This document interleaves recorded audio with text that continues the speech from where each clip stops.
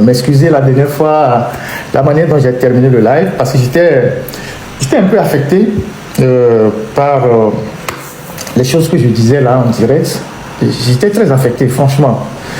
Non pas parce que je ne sais pas qu'ils font tous pareil au pays, mais quand tu vois l'état de décrépitude de notre pays, l'état de pauvreté des Togolais, l'état de mendicité des Togolais, l'état dans lequel les Togolais sont, les gens qui souffrent, les gens qui n'arrivent pas à joindre les deux bouts. Quand tu vois comment les Togolais qui n'ont rien à manger, moi je reçois des messages tous les jours, des gens qui t'écrivent, on n'a rien à manger à la maison, j'ai papa qui est malade, quelqu'un est sous surhomme, il n'y a pas d'argent, pour acheter l'oxygène. Et quand tu écoutes les montants que les gens détournent, parfois tu es très affecté. Il y a des gens qui viennent dans les lives des blogueurs, comme les Tokbevik PC, les Agabambo, les Mathieu Nyassimbe, pour leur demander de cotiser pour sauver des vies. Il y a des gens qui font des lives pour récolter 1 million, 2 millions pour sauver des vies au Togo. Pendant ce temps, on a des gens au pays qui sont dans la misère. On a des écoles sans toit. On a des dispensaires qui n'ont pas d'alcool, qui n'ont pas d'ambulance, qui n'ont pas de médicaments. C'est en regardant tout ça que la dernière fois, certainement, et c'était la première fois, j'ai dû être très affecté par ces histoires-là. Alors, je voudrais dire ceci. Quand je fais mes révélations, quand je rends public des informations, ça n'engage que moi. Ça n'engage que moi. Quand je viens ici dans un live et je dis tel a fait ça, ça n'engage que moi. Et je sais pourquoi je le dis. Et si je le dis, c'est parce que mes équipes et moi, nous avons déjà suffisamment travaillé. On a suffisamment d'éléments pour passer à des affirmations. Parce qu'on n'est pas des blogueurs, on est des journalistes. Et je vous ai dit que ce qu'on fait ici, là, c'est le travail de toute une équipe. C'est pas moi, je ne suis que la face visible. C'est toute une équipe qui est derrière. C'est des journalistes, au moins une dizaine de personnes qui travaillent. Et on a une équipe assez sérieuse, compétente, et qui fait un travail formidable. L'Alternative, c'est un journal, c'est pas une équipe de plaisantins. Et tous ceux qui sont passés à l'Alternative, qui ont travaillé avec moi, ils sont pour certains à l'international. Aujourd'hui, pour la discrétion, Maxime, qui a été le premier rédacteur en chef de l'Alternative, il est à l'international. Il forme tous les jours les journalistes. Il est encore quelque part actuellement dans un pays dans le monde en train de former les gens, de former des journalistes. Isidore, dès qu'on est parti en exil, il a rebondi à BBC. Vous suivez ses activités sur BBC. En même temps qu'il est à l'Alternative, il est à BBC et tout ça. On ne prend pas n'importe qui à BBC. Et moi-même, là où je suis, en tant que premier responsable, je suis ici, je fais ce que je peux faire, je suis sollicité sur de grands événements, on travaille sérieusement, on est dans un réseautage assez puissant. Donc, il y a des choses qu'on ne peut pas se permettre de faire. Donc, quand on sort une information, c'est normal que chacun fasse son interprétation.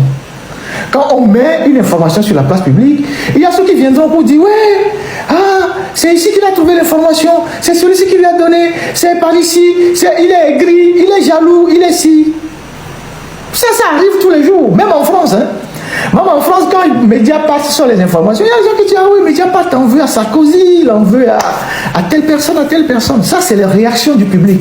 Ça ne nous engage en rien. Et on n'a même pas le temps de s'occuper de ça. Ce n'est pas notre problème. Notre problème, c'est d'aller chercher des informations et de les mettre à la disposition du public. On s'en fout des interprétations de qui que ce soit en fera. Il y a des gens qui ne sont même pas compétents d'aller chercher une information. C'est eux, dès que vous en sortez, qui disent « Ah, c'est par ici, c'est peut-être une autorité, c'est telle personne qui lui a balancé l'information. » Alors qu'il n'en est absolument rien. Seul le journaliste sait que cette information, c'est par tel canal que je l'ai eu et c'est par ici que je l'ai cherché. Parce que la première des choses que le journaliste protège, malgré tout, même si on le met un fusil sur la tempe, c'est la source d'information. Et quand tu protèges tes sources d'information, des gens viendront toujours te donner des informations parce que les gens t'ont donné beaucoup d'informations par le passé, ils n'ont jamais été détecter, inquiéter. Parce que tu sais fermer ta bouche. Donc, si nous travaillons et qu'au bout d'un certain nombre d'activités, on met un certain nombre d'informations à votre disposition, ne vous inquiétez pas de ce que les gens en font, parce qu'il y a beaucoup de gens qui m'ont laissé des messages, que telle personne a dit ci, telle personne a dit ça, laissez-les raconter. Rien de ce qu'ils disent n'est vrai, et ne sera jamais vrai. Et certains ont envie juste de bavarder, de raconter des bêtises, c'est ce qu'ils disent, c'est tout.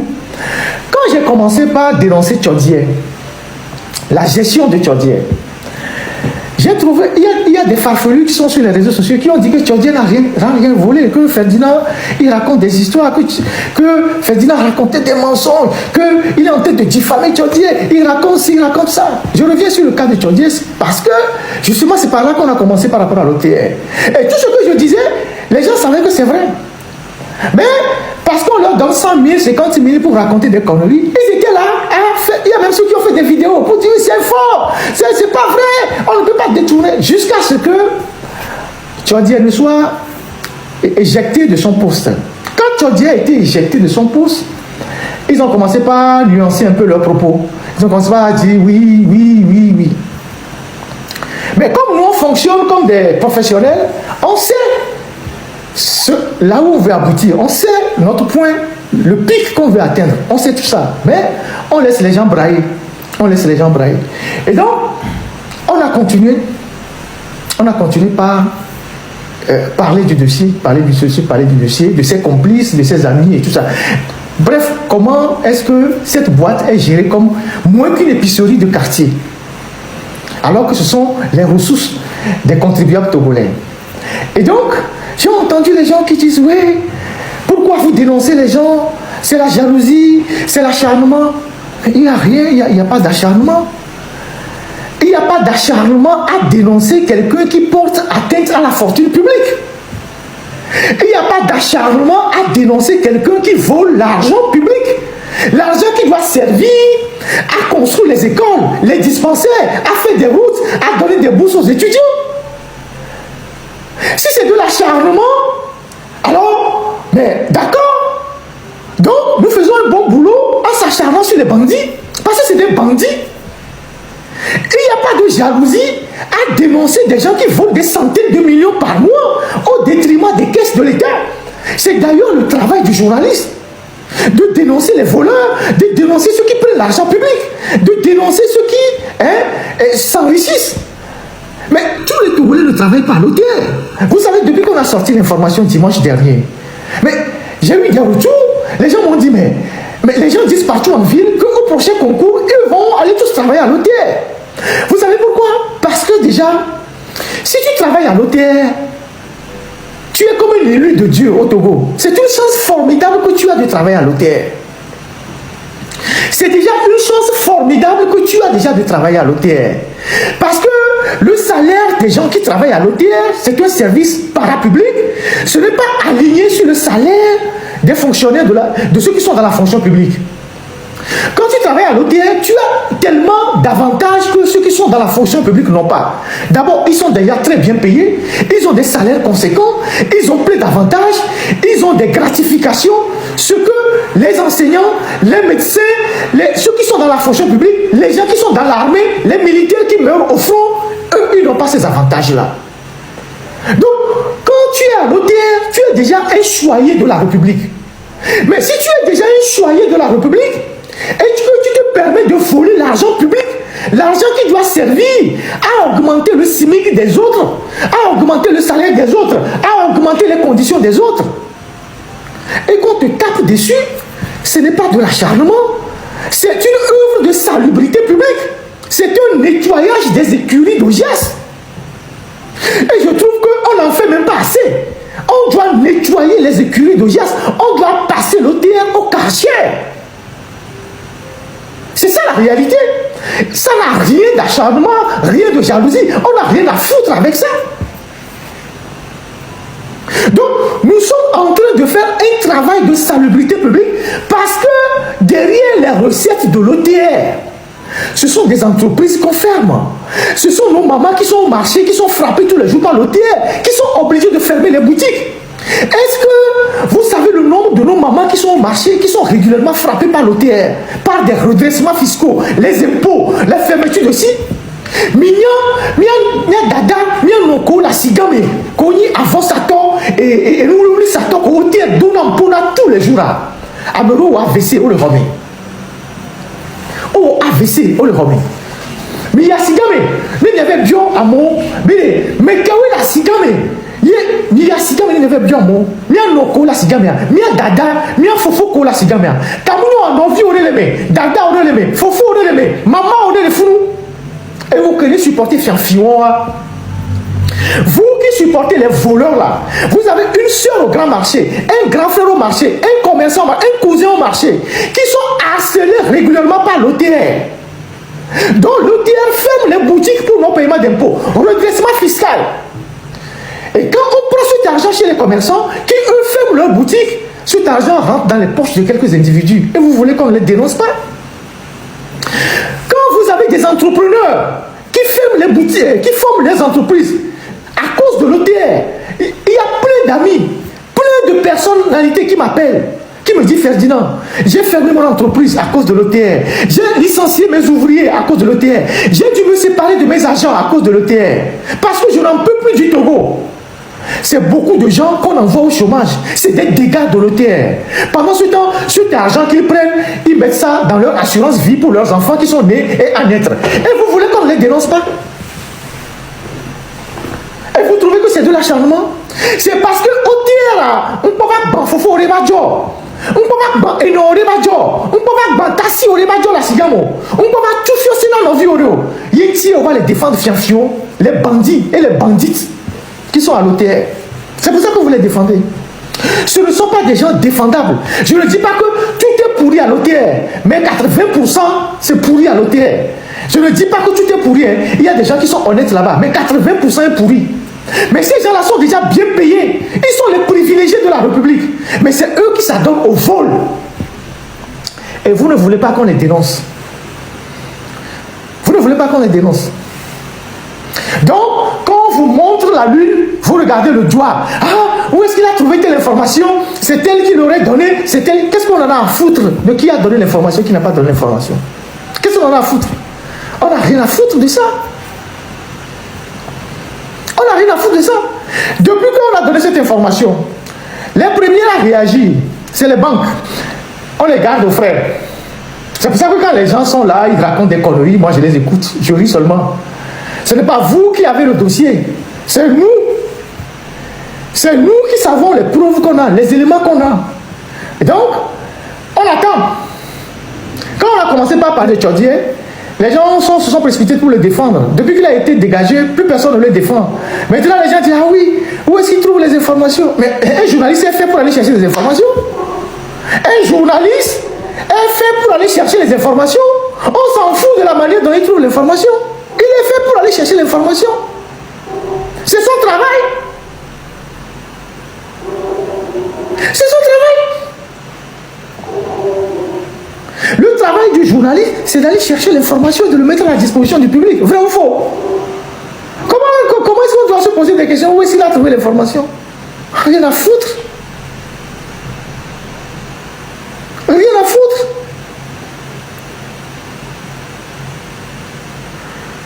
Rien à foutre. Alors, le monsieur dont j'ai cité un monsieur dont je n'avais pas donné le nom, à qui ils ont tendu un faux ATD, avis à tiers détenteur. Lui aussi, il a subi des menaces de ses proches, de partout. Les gens l'ont appelé. Ouais, comment est-ce que tu as pu envoyer le dossier à ce journaliste-là? Et le monsieur dit, mais écoutez, certains qui l'ont appelé leur a dit, vous êtes mes frères, j'ai eu des problèmes, on a détruit mon entreprise. J'avais 50 camions de distribution de ciment. J'étais un distributeur agréé. Aujourd'hui, je n'ai même plus 2 camions. L'OTR a détruit mon entreprise pour la simple raison qu'un responsable de l'OTR m'a demandé de lui faire un prêt de 20 millions, de 15 millions. Je lui ai dit que je n'ai pas d'argent. Il a dit que je vais te montrer. Il envoie les gens redresser ma société. Ils ont détruit ma société. J'avais plus de 50 employés. Tous ces employés sont aujourd'hui à la maison. Mes véhicules sont devenus des cacouboublés. J'ai vendu tout. Le monsieur, il parlait, il versait les larmes. Il me dit, quand il m'a appelé, il dit, Ferdinand, il faut m'aider. Et quand j'ai balancé le dossier, ce sont ses propres frères qui sont dans une île qui l'appellent pour le menacer. Comment est-ce que tu as pu envoyer le dossier à ce journaliste-là? Tu le connais, tu sais ce qu'il fait, et tout, et tout, et tout. L'OTR a appelé le monsieur. Le monsieur est allé à l'OTR. Depuis que j'ai sorti le dossier, il est allé à l'OTR. Parce qu'il avait déposé des recours à l'OTR, il avait saisi l'OTR, l'OTR n'a pas réagi. Quand j'ai sorti le dossier, il est allé à l'OTR. Il est allé transmettre tous les documents à l'OTR. Ils ont actuellement en leur possession le faux avis à tiers détenteur. Ils ont ça. Donc ils savent que leurs agents, leurs cadres, leurs chefs de division fabriquent des faux avis à tiers détenteur pour anarquer les opérateurs économiques. Lui, ils ont pris 50 millions. Ils l'ont effrayé. C'est-à-dire que je vais voir un commissaire dans mon quartier, il me tient une convocation, je viens donner à un opérateur économique pour l'effrayer. Quand tu convoques là, si tu ne me donnes pas de l'argent, il me donne de l'argent et puis on déchire la convocation. C'est ça, c'est des méthodes de voyous et de bandits. Son dossier est aussi à l'OTR actuellement. C'est chaud là-bas. C'est tellement chaud là-bas actuellement. Entre eux. Le monsieur m'a dit, lui, il est devenu cabri mort, il n'a rien à foutre. Donc, les amis, moi, c'est ce que je peux partager avec vous. Mais je vais faire une dernière analyse pour terminer le live. L'argent que les filles là ont mis en cachette, elles en ont mis plein d'autres. Hein. C'est ce qu'on a attrapé ça. C'est-à-dire c'est ce qu'on a pris là. C'est ce qu'on a pris ça. C'est les preuves qu'on a eues. C'est des versements mensuels. Ou parfois 2 fois par mois. Ils versent l'argent régulièrement. Mais c'est ce qu'on a pu. C'est sur ça qu'on a mis la main. Voilà l'expression. Donc ça veut dire que c'est des filles qui sont là-bas. Elles ont peut-être 500, 600, 700, 800, 900, peut-être 1 milliard sur leur compte. Vous imaginez ce que c'est? Vous savez, au Togo, qu'il y a des mairies. Des mairies, hein, mairies d'Apaon Ouest, ou bien, je ne sais pas comment on appelle les préfectures là-bas, Pendial Ouest, mairie de Mont-Est, mairie de Toumou, je ne sais pas quoi. Ils n'ont pas de budget qui dépasse 50 millions. Vous savez ça? Un budget annuel d'une mairie au Togo. Le budget annuel d'une mairie au Togo, ça ne dépasse pas 50 millions. Budget annuel d'une mairie au Togo, mairie Gan, les Togo, budget, les copuromés, mairie a les dépenser 50 millions parce qu'il n'y a pas de ressources dans la localité. Mais un seul individu va mettre sur son compte 100 millions en un seul mois ou 2 fois par mois. La mairie de Vaughan, Vaughan 2, Vaud 2 là, je ne sais pas quoi là, le budget c'est 46 millions ou 47 millions. Vaughan, dans la zone des phosphates, la mairie Vaughan 2, le budget c'est 47 millions. Moins de 50 millions. Donc vous avez des gens au Togo qui volent 2 fois le budget d'une mairie en un seul mois. En un seul mois. Vous avez des gens au Togo en un seul mois qui volent le double du budget d'une mairie. Il est combien? Il y a quelqu'un au Togo qui vole en un seul mois le double du budget d'une mairie. Et personne ne l'arrête. Le procureur n'ouvre pas une enquête. La justice ne s'auto-saisit pas. Personne ne réagit. Parce que c'est fort qui couvre les bandits et les voleurs. Parce que ces gens-là sont au service de son pouvoir. C'est eux qui sont les piliers de son pouvoir dans les localités, les villages et tout ça. Vous avez vu la preuve, non? Depuis hier, il a nommé 2 autres personnes. On va voir les images de ces personnes qu'il a nommées.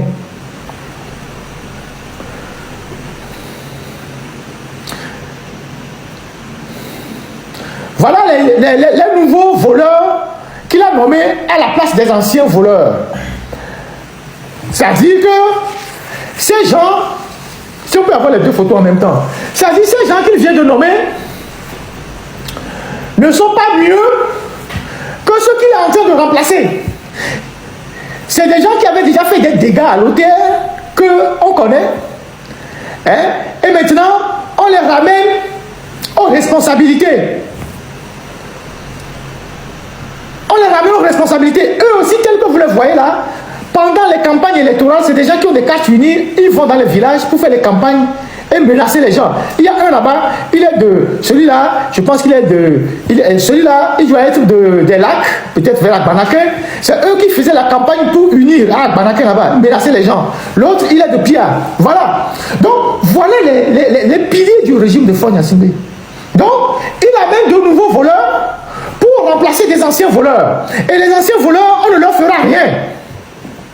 On va laisser l'opinion digérer, oublier, et puis après, bon, on attend le prochain scandale. Ça, c'est les nouveaux voleurs qui ont été nommés. Hein? Vous avez des gens à l'OTR qui avaient des guichets automatiques dans leur maison. Je vous avais dit une fois ici que on est allé ramasser l'argent chez un officier qui avait un guichet automatique chez lui à la maison. Vous savez ce qu'on appelle guichet automatique? C'est-à-dire, le gars, il commande un guichet automatique, il met des billets de banque dedans, il dépose à la maison pour que les gens ne viennent pas l'embêter, de demander au grand frère, oncle, grand frère, il faut me donner de l'argent. Il programme ça. Donc toi aussi, tu viens, tu tapes, tu sors 100 000, tu sors 50 000 chez lui à la maison. Et les gens ont ça au Togo, guichet automatique à la maison. Donc, que personne ne s'offusque du fait qu'on est en train de dénoncer ces gens-là. Le mal que ces gens-là font au Togo est innommable. C'est des crimes économiques. Regardez un CG, une école à Bassar. Une école à Bassar.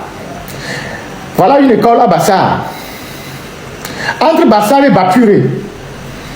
Nous sommes dans la région de la Kara. Entre Bassar et Bapuré. Ça, c'est une école. Je vais vous donner la localité même. Je le cherche. La localité exacte. Hello guys, comment vous allez? J'espère que vous allez très bien. Voilà les gars. Et vous avez écouté tout ce que Ferdinand a eu encore à dire, toutes ces révélations qu'il y a eu encore à faire, voilà. Et j'espère très bien que vous avez écouté tout ça là. Je l'espère bien que vous avez tout écouté, toutes les révélations sur OTR. Comment est-ce que l'OTR a été géré, ou bien comment est-ce que ça se gère actuellement l'OTR et tout. Voilà, vous connaissez, actuellement les Togolais souffrent, disons la vérité, même si les gens ne le disent pas parce qu'ils ont peur et tout. Il y a beaucoup de personnes qui souffrent dans l'affaire de OTR là. Voilà, dans l'affaire de OTR là, il y a plein de personnes qui souffrent tellement, qui souffrent pas possiblement. Wesh. Voilà, parce que tu ouvres, comme on appelle ton entreprise tout à l'heure, les petites entreprises et tout. Si tu ne sais pas faire, c'est à cause de OTR, tu vas fermer. En fait, l'OTR va te faire fermer ton entreprise. Si tu fermes ton entreprise, ce qui veut dire que tu as tout lourd, c'est-à-dire tu as tout perdu. Imagine ton argent, tes finances, tout. Parce que tu as tout mis dans ton entreprise pour que demain ça puisse te donner quelque chose. Mais apparemment, tu vas tellement payer les impôts. Hein? Eux aussi, les impôts là sont très élevés. Je ne sais pas si c'est les trucs là.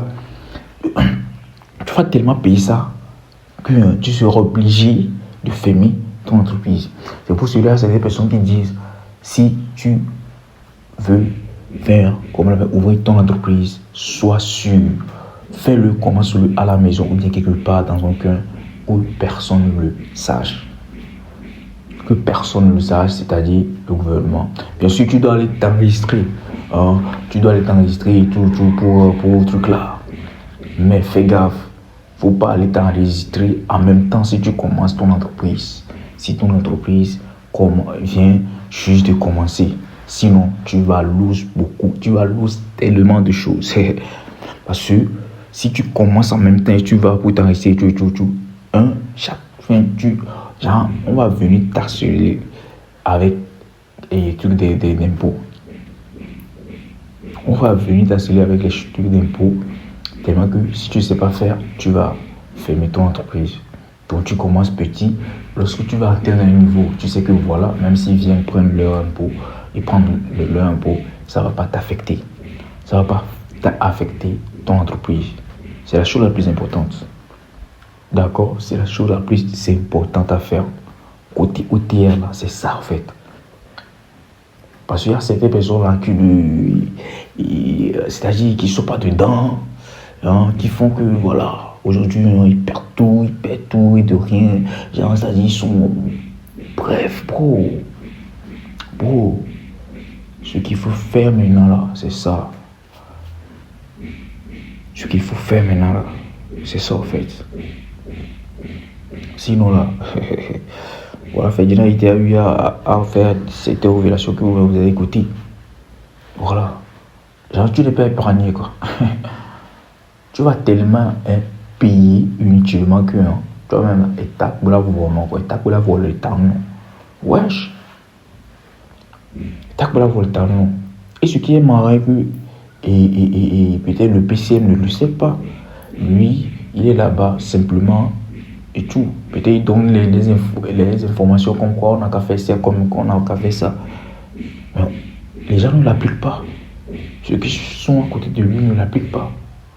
C'est que lui-même il ne sait pas. Lui-même il ne sait pas. Donc faites gaffe. Faites très très gaffe. De là où vous faites votre entreprise, là où vous faites votre truc là. Par exemple, si je veux faire une entreprise de Piawata, tu prends un lieu, petit clôture quelque part comme ça, où tu commences ton Piawata un peu. Si toi-même tu sais que voilà, là où c'est là, ça ne va pas te suffire là-bas, tu peux aller prendre quelque chose de plus grand. Sinon, si tu commences avec en même temps plus grand, ou bien tu commences quelque part où tous les yeux sont sur toi là, ça va être ton problème. Hein. Tu vas tellement perdre que toi-même là. Donc voilà. Et c'est tout ce que et je crois bien que j'ai à dire concernant cette vidéo de Ferdinand Ité. Comme j'ai l'habitude de le dire, c'est quelqu'un que j'admire beaucoup tellement. Sur sa détermination, sa manière de faire, sa manière de faire truc. Bro, c'est un gars très très déterminé. Il ne lâche rien. Courage à lui. Bon bref, je crois que on va s'arrêter ici. On se capte pour une autre vidéo tout à l'heure. Ciao, ciao.